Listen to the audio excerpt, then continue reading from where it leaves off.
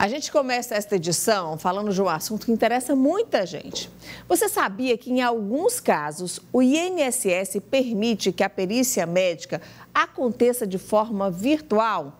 Sim, beneficiários que precisam de licença médica de até 90 dias, eles podem requerer esse benefício sem precisar esperar tanto pelo dia da perícia presencial, que aqui no Piauí e no Brasil, de uma forma geral, pode chegar a meses. Aqui tem cidade do Piauí que o beneficiário entra, por exemplo, agora em janeiro e só vai ser marcada essa perícia presencial em setembro. Vamos falar com a nossa repórter Gorete Santos, que vai trazer mais informações para a gente. Gorete, olha, quem depende do INSS, quem precisa de uma perícia médica, por conta de um atestado médico, licença maternidade, uma série de situações, reclama muito dessa demora, né? Eu queria que você explicasse para a gente trazer essa informação prática para o beneficiário. O que ele pode fazer? Tem uma luz no fim do túnel? Bom dia.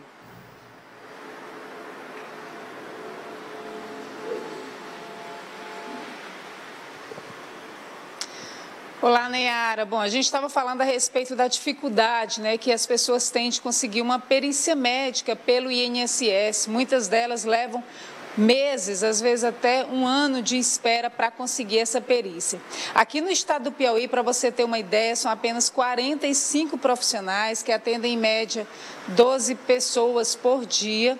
A maioria desses profissionais na capital, são 25 aqui, 3 em Parnaíba e esse restante para atender todo o estado do Piauí. Mas há algumas circunstâncias em que as pessoas podem fazer essa perícia de forma online, sem precisar ir presencialmente até uma das agências. A gente vai conversar com a chefe substituta da perícia médica do INSS, que também é perita, né, a doutora Joeline Cerqueira, trazendo para a gente essas informações. Começando por quais circunstâncias podem se enquadrar, né, nesse sistema online. Bom dia. Bom dia a todos. São as perícias médicas de auxílio-doença, começa daí, né? Auxílio maternidade é mais fácil dele agendar sem precisar dessa fila, não tem essa fila, a fila da perícia médica de auxílio-doença. Então, o auxílio-doença, em que o tempo de afastamento solicitado no atestado é até de 90 dias, ele pode ser solicitado via online, né? Existe um aplicativo do INSS chamado Meu INSS, que ao agendar a perícia, lá é perguntado se ele tem um atestado para colocar. Quando ele anexa esse atestado, ele pode ser direcionado para a forma online, tá certo? Então, quais os pré-requisitos? É que esse atestado esteja preenchido de forma correta pelo médico, né? Um atestado para que esteja nessas conformidades exigidas pela nossa portaria, ele deve ter o nome correto do segurado, né, a data em que ele foi emitido, o carimbo e a assinatura do médico, e no contexto do atestado ele deve conter o CID, ou então descrever a doença, e ainda colocar nesse contexto o início da incapacidade daquela pessoa e o tempo que o médico está solicitando, como eu falei, de até 90 dias. Outro pré-requisito, né, é que a data que ele dá entrada no requerimento, que ele vai fazer o requerimento da perícia, ela não deve passar de 90 dias da data do atestado. Então, eu tenho um atestado, eu estou guardando aqui ele. Passou de 90 dias, eu não posso mais dar entrada nesse tipo de perícia, certo? Então, é até 90 dias eu tenho que dar entrada, tá bom? A gente vai trazer esse passo a passo agora, doutora, e aí em seguida a gente continua a entrevista tirando mais dúvidas com a senhora, justamente para que as pessoas possam visualizar melhor, né, algumas dessas situações que ela falava e trazendo outras informações também de como proceder. Isso tudo pode ser feito, como a doutora Joeline já falou, pelo próprio aplicativo, Meu INSS, ou direto na página também, né, que tem um link para o sistema, que é o meu.inss.gov.br. Aí o primeiro passo é clicar no agendar perícia. Segundo, depois de agendar a perícia, aí vai escolher a opção perícia inicial e em seguida clicar em selecionar. O terceiro passo, caso esses documentos médicos, né, estejam de acordo com essas orientações, aí a pessoa querendo o atendimento à distância clica em sim, confirmando, portanto, essa informação. Depois, em continuar.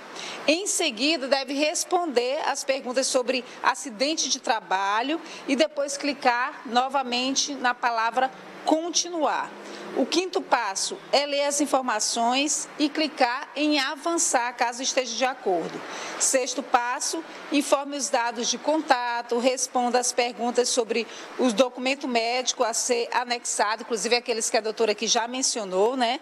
Anexe os documentos de identificação, laudo médico. Depois, tem que digitar o CEP da localidade mais próxima de você, aparecendo, portanto, as unidades de atendimento que vão estar ali mais perto da pessoa que está requerendo essa perícia. Depois, deve selecionar a agência e clicar em avançar. Nas situações em que for permitido a realização do serviço por essa análise documental, aí a pessoa deve direcionar para a tela de escolha do local de recebimento do pagamento e finalizar o pedido. E a gente continua aqui com a doutora Joeline, né, trazendo outras informações. Ela já falou algumas circunstâncias em que esse pedido pode ser feito. Quando que é necessário, de fato, a perícia presencial, doutora? Bem, a perícia presencial naqueles casos de longo período de afastamento, né? Então, quando o médico solicita mais de 90 dias, já vai cair direto na perícia presencial, né? Que aí precisa da avaliação médico-pericial, do exame médico-pericial. Então, muitas vezes também o segurado já está há muito tempo em benefício e já tem aquela perícia agendada, como se fosse a prorrogação da perícia anterior. São os casos também que são agendados ali presencialmente. Né? Esses casos geralmente são os online, remoto, como a gente chama, são perícias iniciais. Certo? É um atestado de uma cirurgia, é de uma doença ali que vai oferecer, que pede curto tempo, né, de recuperação. Então, fora isso, é o que deve ser presencial. Em relação a esse tempo de espera, a gente, infelizmente, ouve muitas pessoas se queixarem, né, de muito tempo, às vezes esperam 8 meses, algumas pessoas já me relataram esperarem mais de 1 ano. Hoje, aqui no estado do Piauí, qual que tem sido o tempo médio de espera para que a pessoa consiga essa perícia? Depende da localidade que ele agenda essa perícia, certo? A gente tem locais em que são muito poucos médicos para atender a demanda, como Parnaíba e Picos. Então, para a gente, esses locais são os mais, está marcando para setembro. Aqui em Teresina, está marcando para maio. Certo? Se você for marcar hoje, está marcando para maio, infelizmente.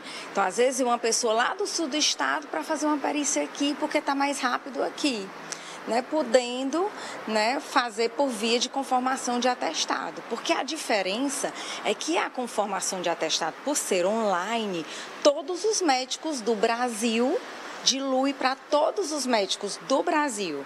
Então, eu coloco meu atestado aqui no Piauí, eu posso ser analisado por um médico lá do Rio Grande do Sul, meu atestado. Porque talvez lá a fila seja menor. Onde a fila é menor, os médicos complementam suas tarefas puxando esses atestados online. Então, aqui, por ter essa fila muito longa, a nossa prioridade é sim fazer os presenciais. Certo? Mas quem anexa o atestado e quer fazer por conformação de atestado, como a gente chama de ateste médico, vai ser analisado mais rápido, até por outro perito, que não é daqui. Nesse caso, desse sistema online, qual tem sido esse tempo médio de espera? Não, é pouco, eu não sei nem te dizer o número certo. Às vezes, 1 semana a pessoa já tem ele avaliado, em média é isso que eu tenho visto. Quando a pessoa não pode comparecer por algum motivo, ela conseguiu agendar, esperou e de repente naquele dia ela não pode comparecer, doutora, é possível remarcar e como que é esse procedimento? É possível remarcar, por exemplo, se ela não pôde comparecer porque ela está internada, certo? Ela tem que ir lá, ou algum parente dela tem que ir lá no INSS, onde a gente faz essas perícias, e no momento do atendimento informar o motivo que ela não pôde comparecer. Se for uma internação hospitalar, a gente tem como agendar esse hospitalar para ela, certo? E outro motivo também, pode ser agendado via administrativa, é cancelado aquele requerimento e agendado outro. Em quais situações são mais comuns a negativa para o requerimento de auxílio-doença? Muitas vezes a pessoa está em vias de fazer uma cirurgia, né, está com um problema muito grave de saúde, com laudo, com tudo isso, e mesmo assim tem o seguro negado pela perícia. Normalmente, o que acontece nesses casos que visivelmente a pessoa teria direito, mas não consegue? Vamos lá. Muitas vezes a gente confunde o auxílio-doença. O que é que me dá direito ao auxílio-doença? Esse nome é até errado, porque o nome deveria ser auxílio-incapacidade. Nem toda doença vai gerar uma incapacidade para o trabalho. E o que a gente confunde é doença crônica com doença que incapacita para o trabalho. Então,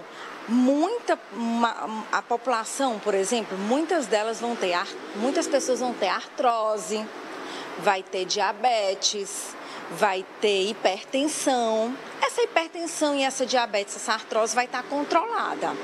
Mas essa pessoa, por ter a doença comprovada, ela acha que tem direito a se afastar do trabalho. Então, assim, esses são os casos mais negados, assim, porque são doenças crônicas, muitas vezes controladas, que não geram incapacidade para o trabalho, certo? Uma cirurgia, não tem dúvida que vai gera sim uma incapacidade para o trabalho, pelo menos 15, 30 dias, dependendo da cirurgia. Nunca a gente vai indeferir por um problema assim, nítido, como você disse, entendeu? E não é só o médico que indefere. Então, a pessoa precisa ser também segurada do INSS, contribuir certo tempo para o INSS para ter direito a um benefício. Então, às vezes, você ali acha que todo mundo tem direito. Você chega com a perna quebrada, cheia de ferro, e sai dizendo que não teve direito ao benefício. Gente, esse não tem como ser negado pelo médico. Certo? Muitas vezes ele não adquiriu o direito dele de segurado, de requerer aquele benefício, né? A gente sabe que existe um período de carência para muitas doenças, que é de 1 ano. Então, eu adoeço, não é que eu comecei a colaborar, a contribuir ontem pelo INSS que eu já vou ter direito. Isso são leis que regem há muito tempo e que, ter uma perícia indeferida, é super importante a pessoa saber o motivo do indeferimento, porque sempre recai sobre o médico e nem sempre é.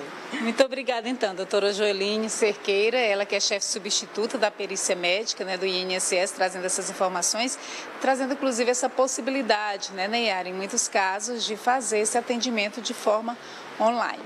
Neyara.